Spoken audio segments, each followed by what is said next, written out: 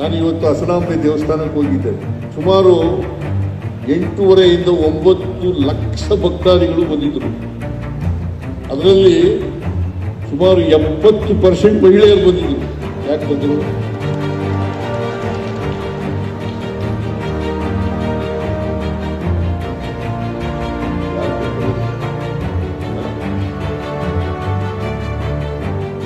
ಯಾಕೆ ಬಂದರು?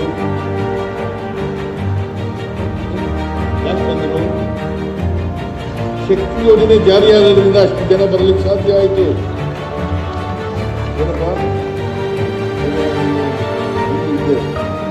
ಶಕ್ತಿ ಯೋಜನೆ ಕೊಟ್ಟದ್ರಿಂದ ಇವತ್ತು ದೇವಸ್ಥಾನಗಳಿಗೂ ಬರೋದಾಯಿತು, ಅವ್ರ ಕೆಲಸಕ್ಕೆ ಹೋಗ್ಲಿಕ್ಕೆ ಜಾಗ ಹೋಯ್ತು, ಅವ್ರ ಶಾಲೆ ಮಕ್ಕಳಿಗೂ ಓದಿಸ್ಲಿಕ್ಕೆ ಸಾಧ್ಯ ಆಯಿತು.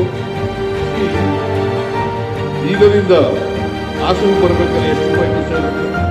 ಮೈಸೂರಿಂದ ಹಾಸನಕ್ಕೆ ಹೋಗ್ಬೇಕಾದ್ರೆ ಎಷ್ಟು ಖರ್ಚಾಗುತ್ತೆ? ಮಂಗಳೂರಿಂದ ಹಾಸನ ಬರಬೇಕಾದ್ರೆ ಎಷ್ಟು ಖರ್ಚಾಗುತ್ತೆ? ಬಳ್ಳಾರಿಯಿಂದ ಹಾಸನ ಬರಬೇಕಾದ್ರೆ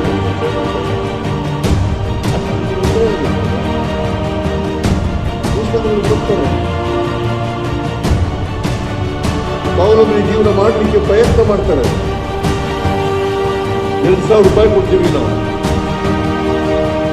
ಎಲ್ಲ ಬಡವರಿಗೆ, ಎಲ್ಲ ಜಾತಿ ಬಡವರಿಗೂ, ಪಕ್ಷಾತೀತವಾಗಿ, ಧರ್ಮಾತೀತವಾಗಿ ಎಲ್ಲ ಬಡವರಿಗೂ ಕೊಡ್ತೀವಿ. ಒಂದು ಕುಟುಂಬಕ್ಕೆ 4,000 ರಿಂದ 5,000 ರೂಪಾಯಿ ಕೋಟಿ ಮತ್ತು